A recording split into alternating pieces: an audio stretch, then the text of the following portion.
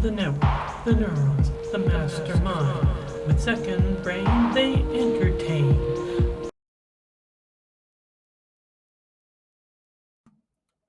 Welcome to the Second Brain podcast with me, Paul, and Terry.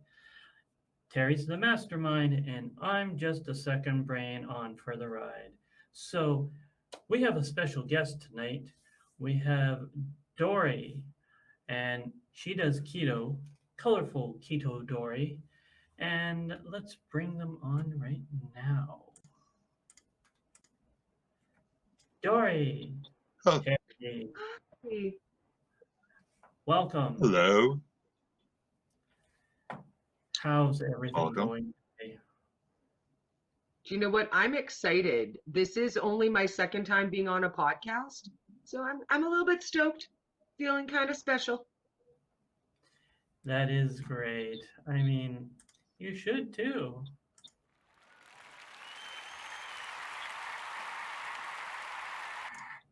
So, Terry, Yes, Paul. my This too mastermind. is only my second time on a podcast. Yay! We don't mind But, learning as we yeah. go, right? No, that's how I make my films. Learning as I go along.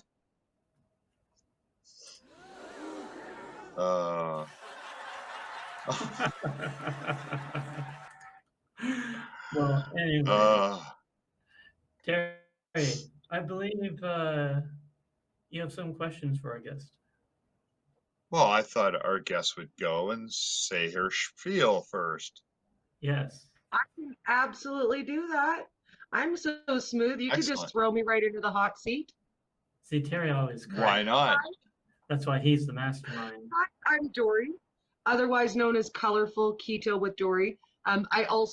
You can refer to me as the Unicorn Queen. I also allow that. I have a whole bunch of different social medias all over every platform.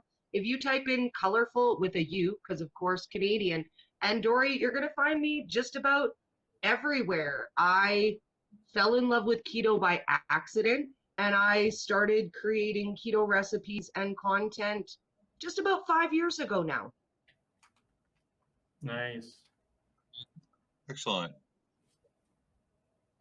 So, what made you start doing keto? Do you know what? It's actually kind of a funny story, and I think this one is going to amuse you.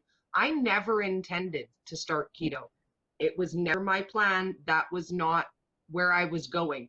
I had gained 20 pounds after my mother passed away with emotional eating, and my best friend got in touch with me, and she said, there's this new weight loss shake, Dori, and everybody's doing it, and everybody's getting really great results. Will you do it with me for 2 weeks? And I agreed I would take this weight loss shake with her. And the day it arrived, she phoned me and she said, oh my God, Dori, I'm so excited. I was looking up the best way to make use of this shake, and there's a whole diet. There's a whole diet. Now, I'm not going to lie to you. I swore at her face. I don't recommend doing that. Be nice to your friends. But I swore at her face. And I said, I never agreed to do a diet with you. I said I would do a shake. If you want to be my friend, still, then I suggest you back away slowly and you nod and you don't say the D word to me ever again. And she said, oh no, Dori, this one's different. You're gonna love this. Let me send you one video. Promise me you'll watch it. And I promised, but I didn't like it. And I took out my phone and I looked at the video and I thought, that's right, diet guy. I don't like your face. I don't like your face. Right. Why don't you tell me all about your magical diet? And he started out with talking about bulletproof coffee. And if you don't know about keto, that means butter in your coffee. And I was like, you're gross, dude. Ew. Butter in my coffee? No. If I didn't promise I would watch you, I'd shut you off right now. You're gross, dude. You're gross and I don't like you. And then something magical happened. He said bacon. And I was like, Oh, yeah. hey, Daddy, tell me more about this bacon that you speak of. I like bacon. And then he talked about all the foods I like, higher fat meats and cheese and cream cheese and green vegetables. And I was like, okay, you know what? That doesn't sound so stupid. Maybe I don't absolutely hate your face. I mean, maybe you're all right. I'm not Right. willing to say you're cool, but maybe you're all right. And I phoned her back. And of course, first I apologized for swearing at her face.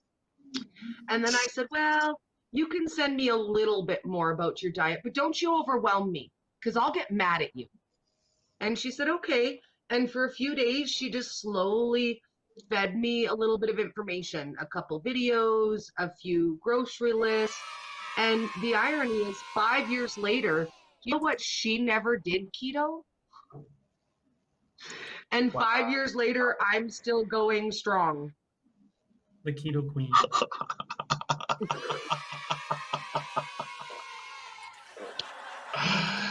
From I hate your yeah, face to tell me about your bacon. It was that quick. Bacon is Canadian gold, and it's the, hey, I'll have anything bacon. Yep. Bacon makes everything better. And if you don't agree with me, I feel like we could fight. I mean, I bruise like a peach, so don't hit me hard. But I feel like we could fight about it. Like, if you don't like bacon, we'll fight about it. Right. No, I totally get it. I totally get it.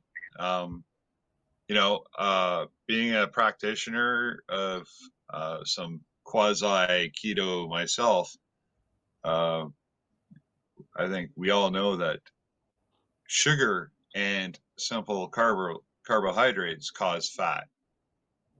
And the whole idea is to stop eating sugar and stop eating the simple carbohydrates so they don't get stored in your body as fat.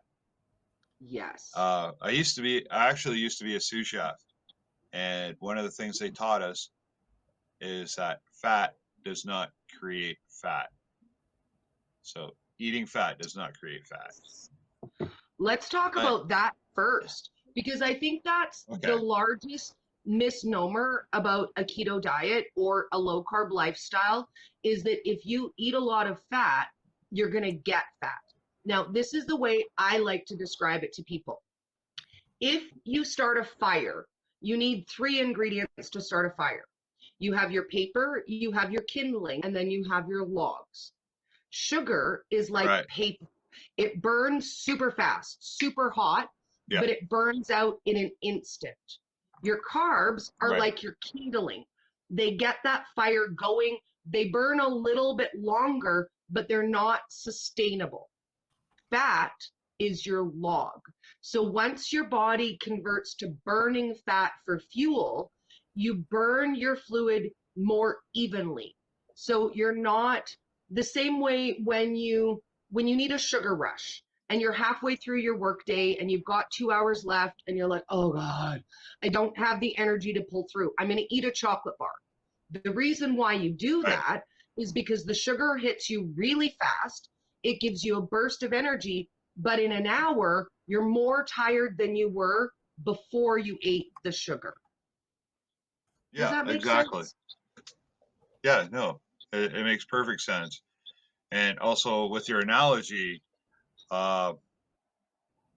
burning paper in a fireplace actually creates the most soot and creosote buildup in your chimney. So I'm just adding to it. It just makes sense to me, your analogy. Totally. It's the same way with your body. If you burn the really quick burning junk, you end up with more ash, right? You have more leftover. So what does that translate into?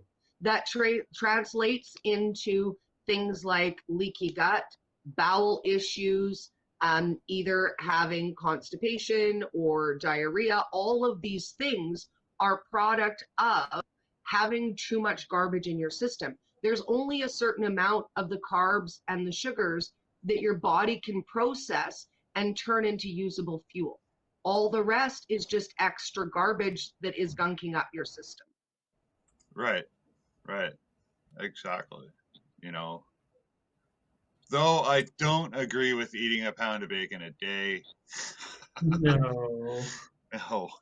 Or You know, there's making that. So or making a cup I out of don't eat a pound of bacon a day, but I will tell you, there is actually something called the bacon experiment, and it is a bacon fast, and that is exactly what you do. You eat 1 pound of bacon every day for 1 week, and all you have is bacon and coffee and water, and it's used as a fast to clear out your system.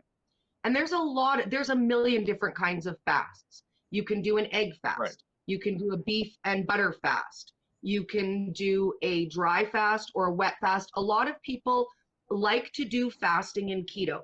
And when new people come on board, the very first thing they say to me is, oh my God, Dori, what is this fasting thing? I hear so much about it. Everybody gets results. I want to fast. I want to do that. And I always Right. tell them it's not really a beginner's game. The first thing you want to do is you want to get your body adjusted to burning fat. And this is how you tell when you're there. Okay, so the technical word is fat adapted.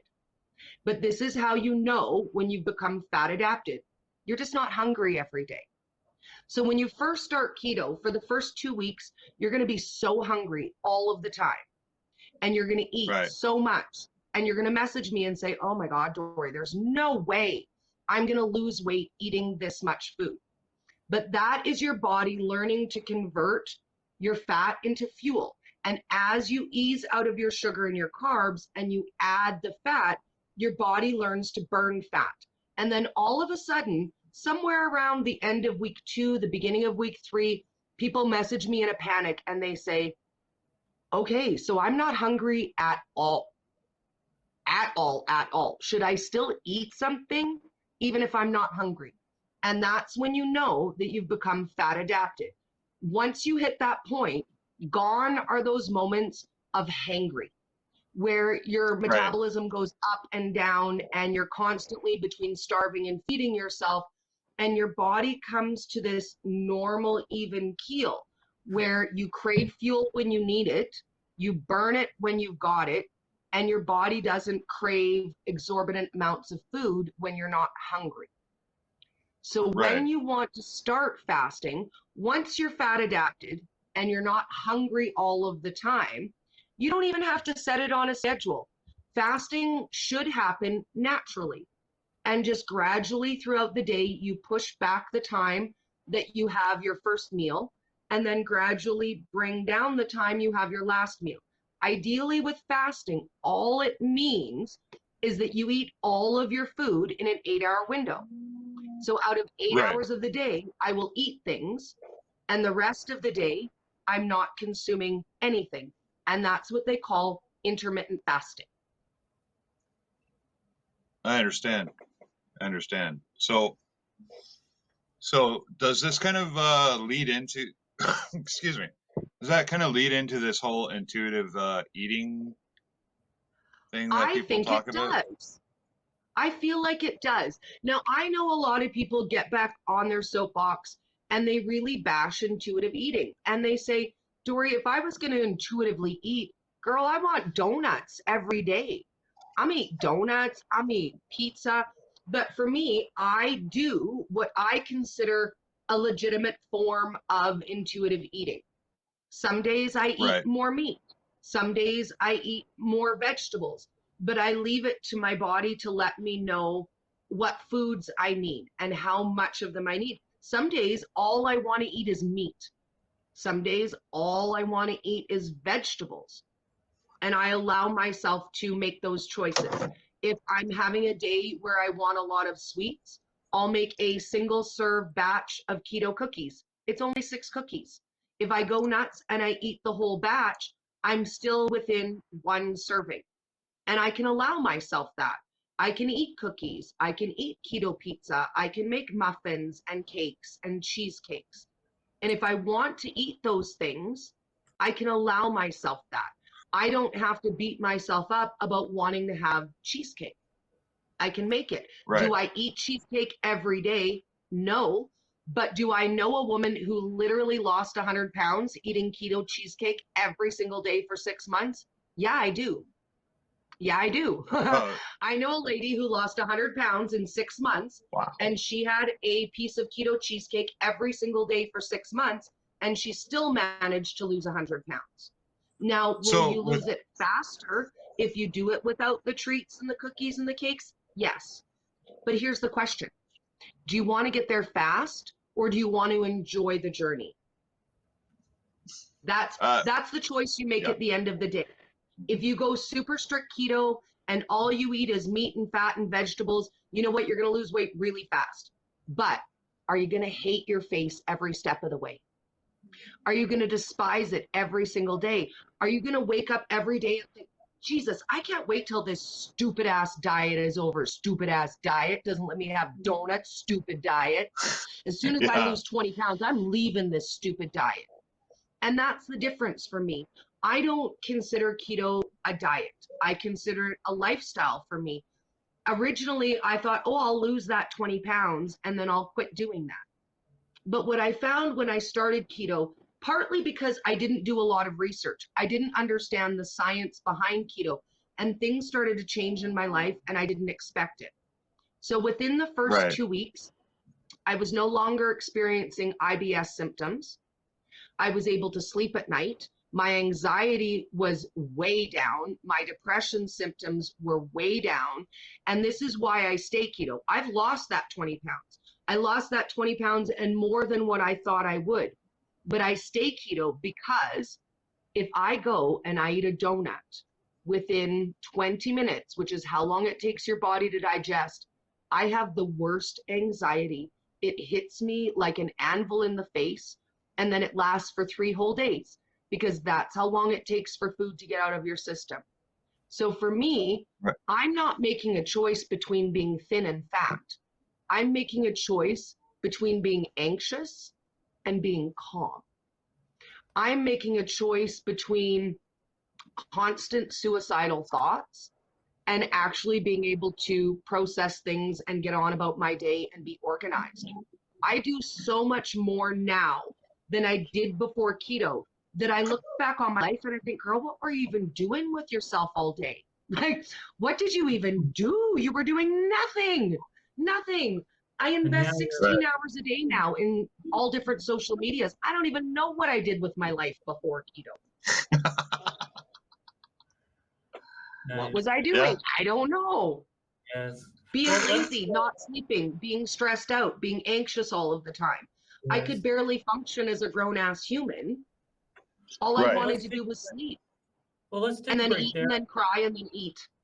Let's take a break there and let's play a little game from being serious for a moment. And let's play Who's Your Daddy? Ooh. So I'm going to share my screen here. And how this is going to work is you choose a character and go, why he's your daddy. Ooh, okay. This sounds like a fun game.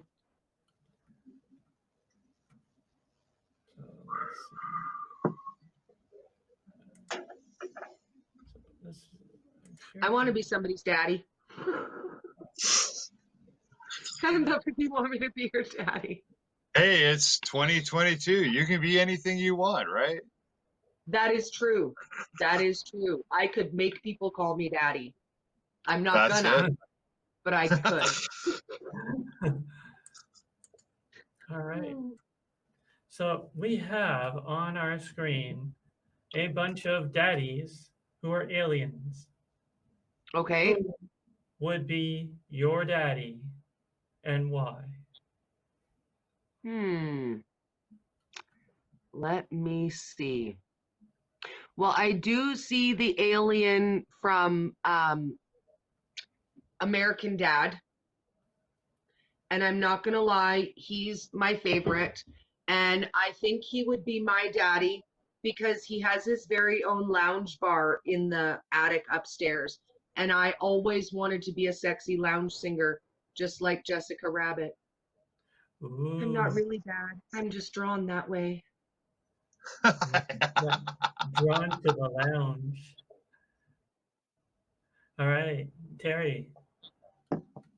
We shall move to a down the page. And let's see. If you see something, let me know. I'm gonna scooch right in so I can see too.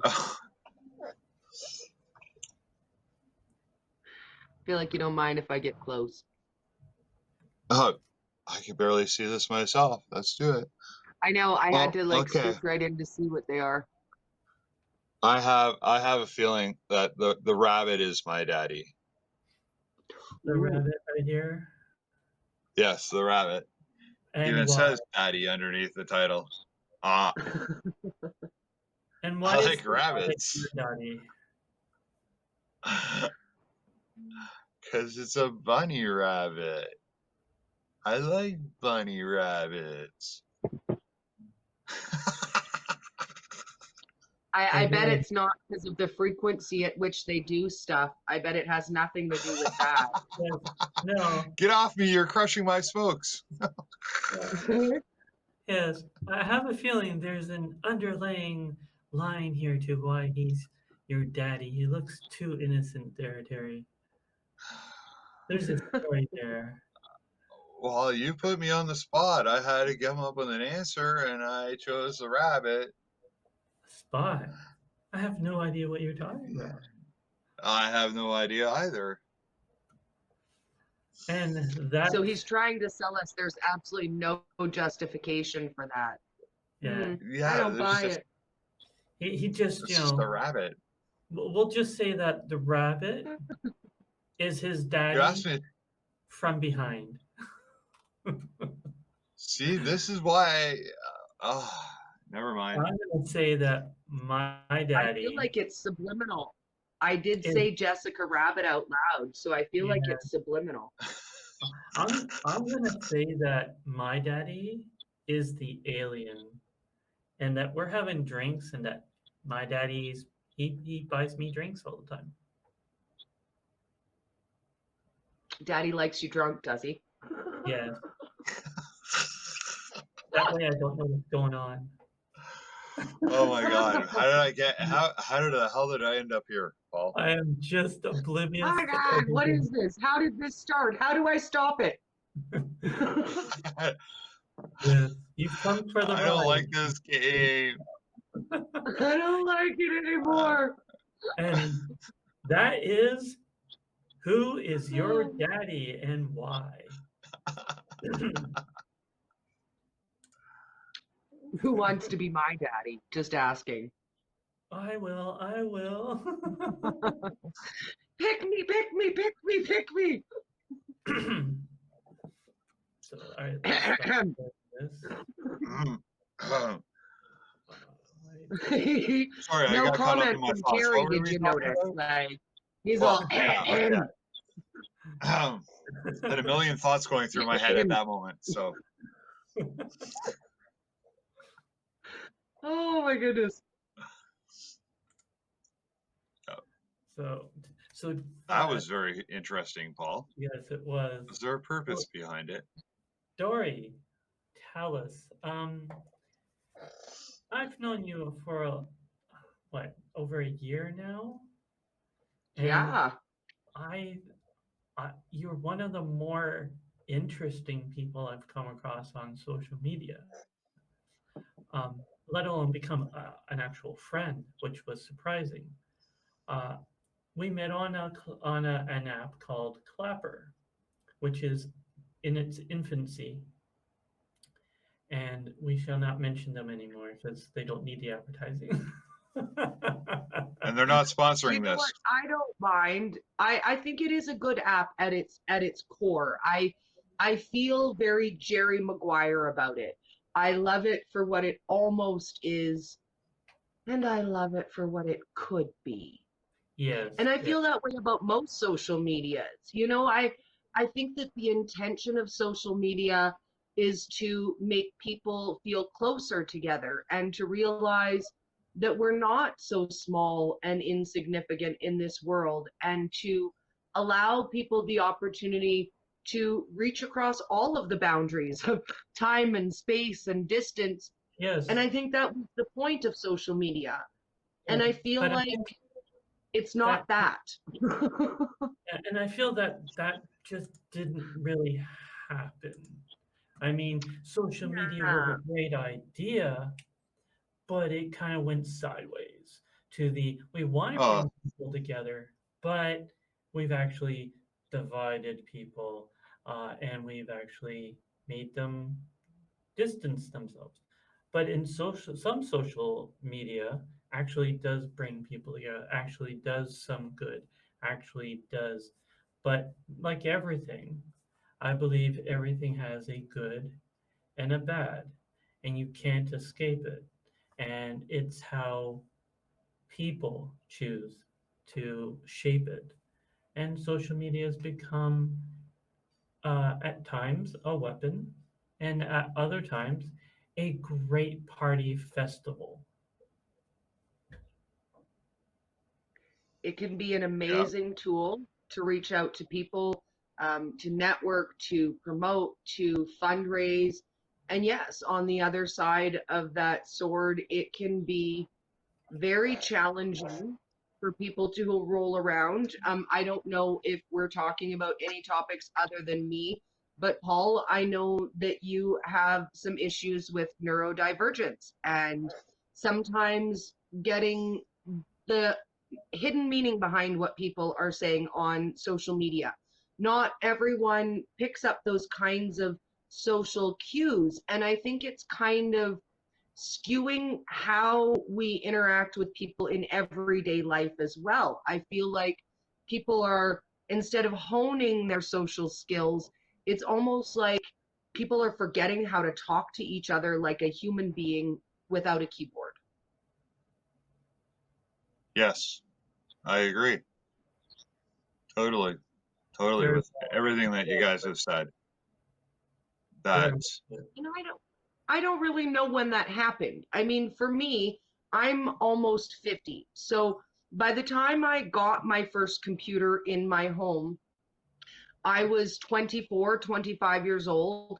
And I remember my very first bit of online interaction was playing cribbage online. Remember when you could do right, that? right. And I you'd go remember on that. Yeah, cribbage yeah. and you would like tease people. You'd be like, oh, you're behind. How do you like the view from there? Ha ha. Like, Yeah. ha. Yeah. Oh, yeah, And yeah, yeah. They had the, yeah. Back when, I you know, remember, I remember that. back when voice was a big deal because now you could talk. yes. And I remember the first person who was mean and nasty to me on Crib Online. And I was like, what the heck? And it was the first time someone said to me these words that I will never forget, that I think has become the basis of what the social media has grown into. And he said, well, it's just online. It's not real. What do you even care? And I was like, yeah, but it is real. I'm a real person. You just really hurt my feelings. Like, that's really not. Right. And my mama taught me, if you don't have anything nice to say, you just don't have to say anything at all. And I feel like somewhere in social media, we lost that courtesy where everyone needs to have an opinion. And they're like, hey, this is my opinion. It's like my butthole. I didn't ask you, but I'm going to shove it right in your face. Yes, yes. Yeah. I agree that, you know, people just think that I'm behind a computer, so I'm safe and I can do whatever I want. But when I leave the computer and go into the real world without the computer, I have to do certain social norms and I have to actually interact with people, and people can actually touch me when I'm in the real world. And if I do something wrong, they can actually punch me or hurt me. So, Oh but my when God. Did you see that meme that said the internet's the way it is because people got too used to not being punched in the face? Right. That's Yes. so, it. They got so too used to being able to say whatever they want to say and be mean and be ignorant and not get a punch in the face for it. Like, yeah, absolutely. let's talk True for a enough. moment. True enough. Let's talk for a moment about all the things that we used to know and the things that changed today. So, for instance, the fact that kids today will never know the having to log on to your computer and then log on to the internet. Da-da, Oh my da-da. God. Da-da, da-da. Who's on the phone? The dial-up. Don't make any calls. I'm Yeah. on the internet. Or how about one of these? That's a CD. Oh, you mean Oh, AOL Online? yeah. Yeah. Remember that? They used to, in the free magazines, they'd always have like, oh, 3 months free internet. And you just like jump from internet server to internet server. And Yeah. every 3 months your email would change. And Yes. remember, and do you remember when this new service came out? It had what was known as the red box, but it also had a mail service. And the company started up, it was brand new, but it had this nifty little name. It was called Netflix. And you could Yes. like Oh my order. goodness. Oh, right. When Netflix was a mail order business. That's right. Do you remember when Right. you used to get CDs from Publishers Clearinghouse and they would send you the thing with the little Oh, yeah. stickers so that you could pick a bunch of CDs Oh, yeah. and then after that you would pay $25 a piece for CDs? Oh my. Yes. Yeah. But you'd I get remember 10 that. for a buck. Do you remember Yeah. when you had to when you buy a magazine and you would get these discs in the magazine and they'd be 5 1/4 square discs that you'd put in your computer for like, game demos and other, things like games and Yeah. programming language, all that, right? And then suddenly they changed the format to the discs. Suddenly your 5 1/4 became 3 1/4, and it was much smaller disc. You're like, I don't have that yet, and you had to go out and upgrade because the magazine didn't sell them anymore. Didn't have they transferred, and I'm like, oh bugger. Yeah. So this is my favorite do you remember when moment, and I think you're going to appreciate this one. Do you remember when I don't know was an acceptable answer?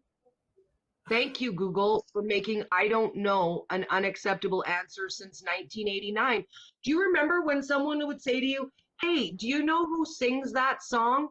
And you would just say, I don't know. And then you would walk away. Right. Yeah. Remember that? Remember when Yep. you could Yeah. actually say, oh, I don't know about that. Now what does everybody say? Let me Google that. Hang Yeah. on a second. Yes. I'm going to Google that. I'll I can't Google it. remember the last time Yeah. I just said I don't know to somebody and that was an acceptable answer to them. They're like, why don't you Google it then? Yeah. Yeah. I know. I have the same feeling when like people ask me technical questions, and I'm like, dude, why are you asking me? Why don't you just Google it or go on YouTube and Or check it out, figure it out for yourself? or here's You a know? good one. Or here's a good one to go with what Dory just said. When's the last time you actually went to the library to actually learn how to do a certain thing, right? Oh, Because high school, now, 30 yeah, years ago. Like, because now all anyone ever says is, "Oh, just go on YouTube. They'll have something." There's a tutorial for it. Yeah. I Yeah. mean, any problem you have is like, oh, go on YouTube. I'm sure someone's got a tutorial or they talked about how to solve the problem. No longer do you have to go to outside your house to go to the Dewey Decimal System and rack your brain going, here, is it in this line or is it this line? Yeah. remember Exactly. when CDs were new and you could borrow them from the library? Yeah. Yep. Yep. And when VHS movies were new and you could borrow them from the library. Yeah. For free. You could rent a Yeah. movie for free at the library. Yeah. Yep. Yeah. I mean, you usually had to wait a few days, but you could rent it for free at the library if you were patient. Actually, I remember in the 70s, my friend renting a film projector and a film canister of Night of the Living Dead from the library. Oh, yeah. I remember Before VHS. when everybody didn't have VCRs and you would rent the VCR at the video store and Yeah. you would rent it for a weekend. It would be a $20 deposit and you paid $10 for your rental for the weekend. And then you would rent up a bunch of movies and watch them like a crazy because on Sunday you'd have to take back the VCR. That's right. And don't forget, when the VCR fucked up and ate the tape, you freak out because like, Yes. so Yes. Do you remember the Right. VCR guards? I had to buy them because my son figured everything can go into a VCR. I mean, peanut butter sandwiches, Oh my God, yes. toys, everything can. It just has a little door, and yeah, you just poke it, and stuff goes right inside there. yeah. Poke. I had to get VCR Yep. guards for all the VCRs in my house.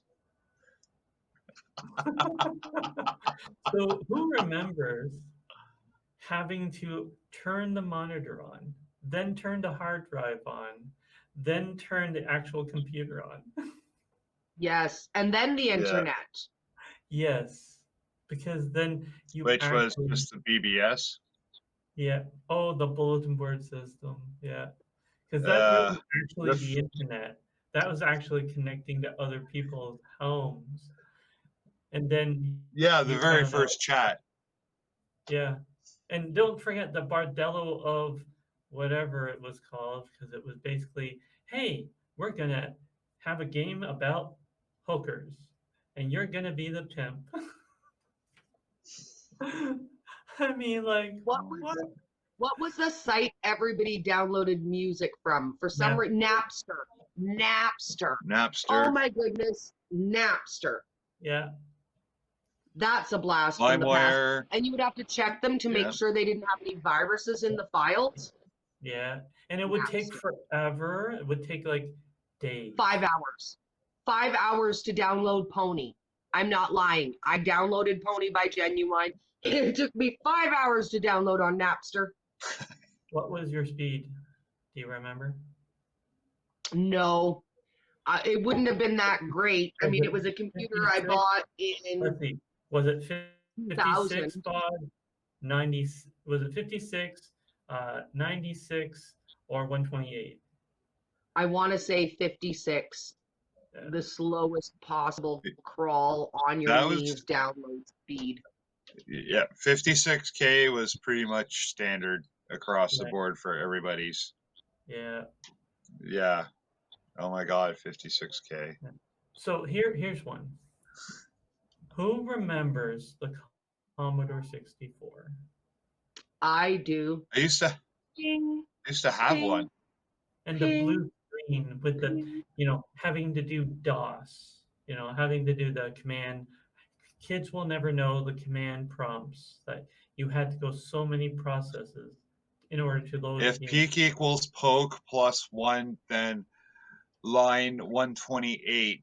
Line 128, go to line 249.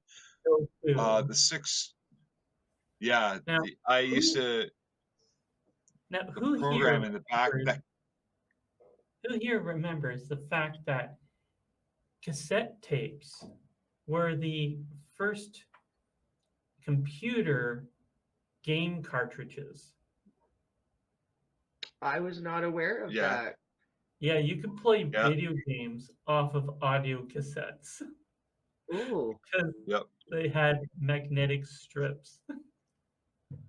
I do remember if you take out that little spot inside of a tape. You could use that to tape over things. And then we would be super cool and use that to record the radio on live. Yeah, that's right. Oh my God, recording the radio. I remember doing that. I think I still got a tape kicking around from that I taped off the radio. Yeah. Well, and I would sit around and wait for them to play my favorite song. And then I would record it on the tape and play it over and over again. And if the tape broke, you could cut the stretched out part, tape it together, and it might only skip like one word. Yeah, it was great. Yeah, it's amazing. But let's move on. And so Dori, Yes. I heard from a little birdie, may have had some personal experience, that you've delved into the darker side of the internet, where it was a little more spicy, may I say. I have. I'm not going to lie about that. Although keto is my passion and I love it, and I've been making recipes for 5 years and I attend events. Sometimes I'm fortunate enough to be a public speaker. It doesn't pay anything. It just costs me a lot of money. And when I started my keto page, and I'm not going to lie, on every social media, I get flooded by dudes who'd like to see a little bit more of me. And I thought, well, if they want to see a little bit more of me, I may as well use that to my advantage, and I can do a little bit of that content to fund my true passion. So yeah, that's a thing that I do. I think it's not as taboo as it used to be back in the day when people are like, ooh, you're a cam girl. Ooh.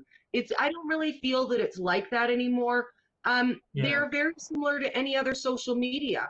You're doing the same thing. You're building a platform. You're creating friendships. You're creating connections. I mean, I'm not going to lie. Those connections just want to look at my boobies. But everybody wants to anyways. Yeah, so how did that start? I mean, how did you go on that journey to eventually get to KetoCon, which was the goal, and then the eventual bad ending that you had? So it actually started with a friend of mine who was in a really tight financial position, and I wanted to do a dancing live fundraiser for her. And we just hung out, and it was like a ladies' night dancing live, like I have planned tonight after this podcast. And I just hung out with her and I danced on screen, and I really liked it. And also because of quarantine, I mean, we don't get to go out. I don't get to hang out with my friends. I don't get to do ladies' night dance nights anymore, and I haven't for years. So it gives me an opportunity to go online with my best ladies. We mix a cocktail, we dance, we hang out, we have a really good time. And I mean, yes, there is very, very naughty sides of adult platforms, but I think for the most part, they're really like any other social media platform. People are looking for the same thing. They want to make friends. They want to have a connection. They want to know that at the end of the day, somebody says, hey, how was your day? Did you have a good day today? Tell me about your day. But yeah, I think it really is, like you said, it's just another social platform. I mean, eye candy is everywhere these days, I think. And as the coin has been termed, e-girls.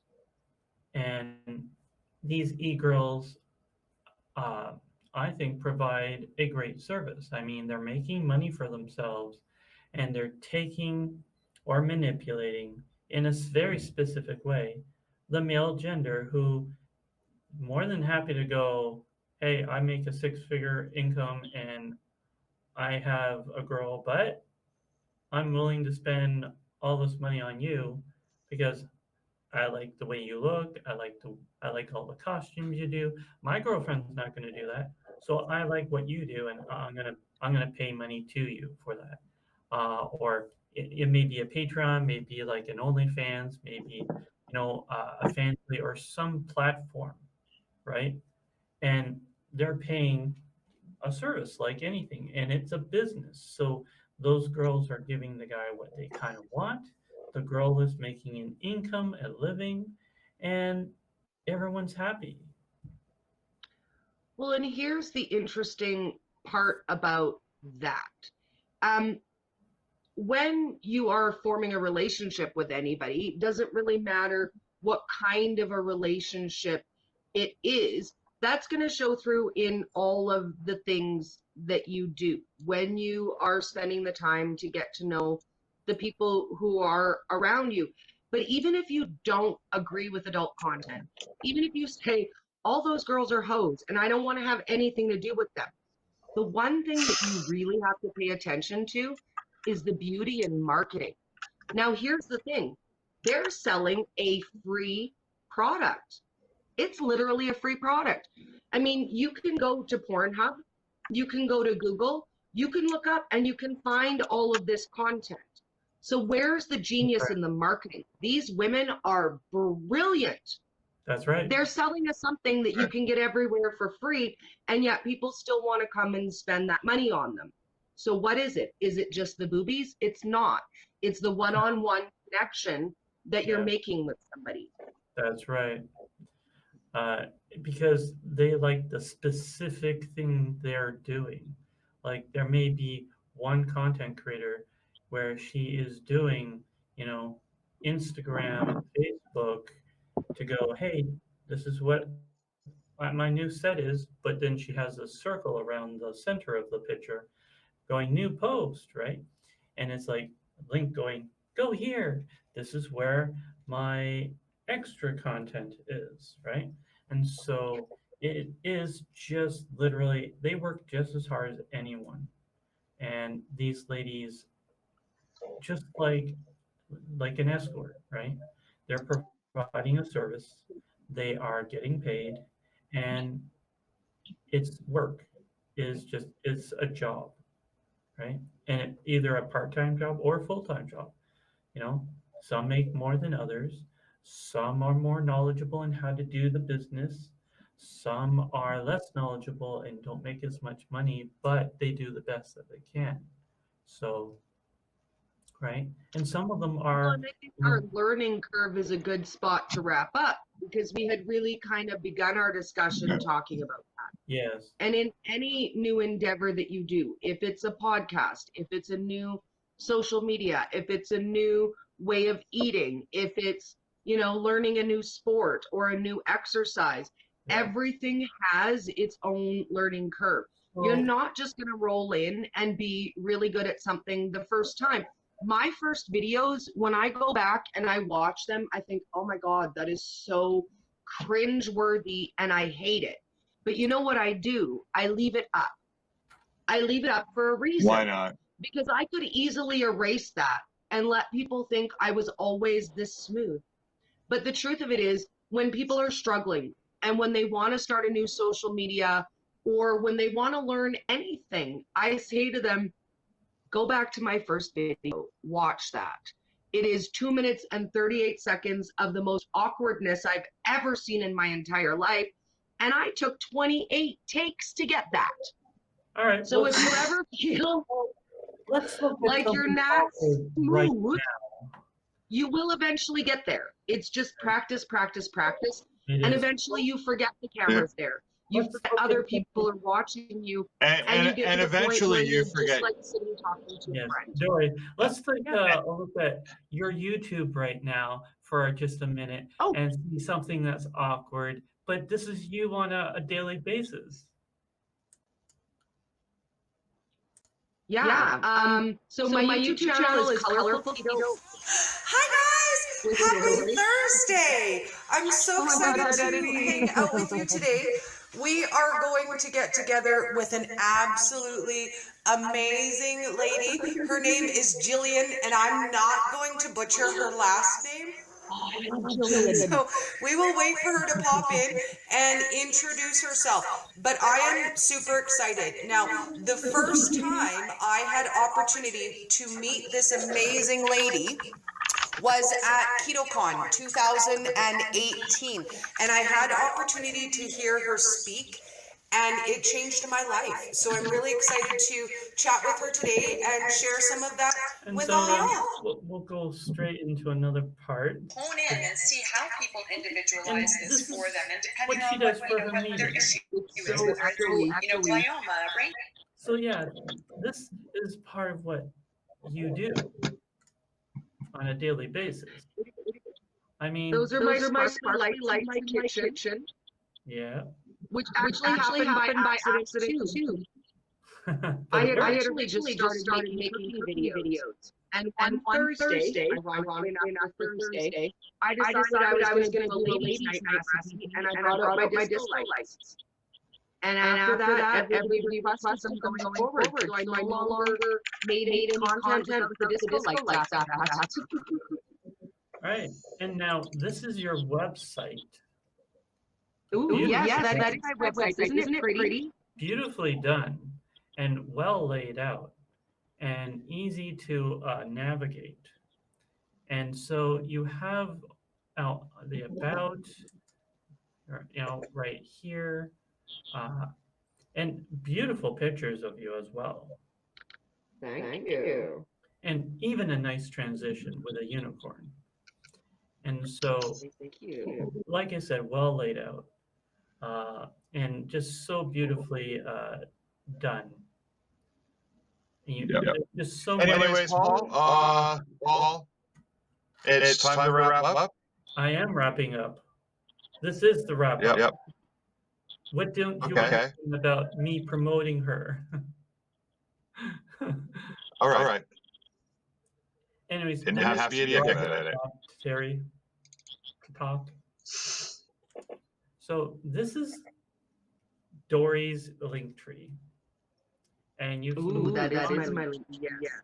yes, you can find Dori on any of these platforms that she has in her link tree here: Clapper, Instagram, Threadless, and Epic Recipes, Unicorns and Coffee if you want. But she also has a site where you can sign up, and it's a monthly cost, and it'd be great if you joined her site. So any of these links will take you to any one of her links, like her YouTube and her website. So go check it out, people. She's wonderful. She's amazing. She's the Colorful Keto with Dori. So everyone give it up for Dori. And I want to take a moment to say thank you. I'm honored to be your first guest. Well, we're glad to have you here, and thank you so much for coming. And that's the show. So, all right, and here we go. And there we go. I'm going to pop out of here because I'm 2 minutes late to start my next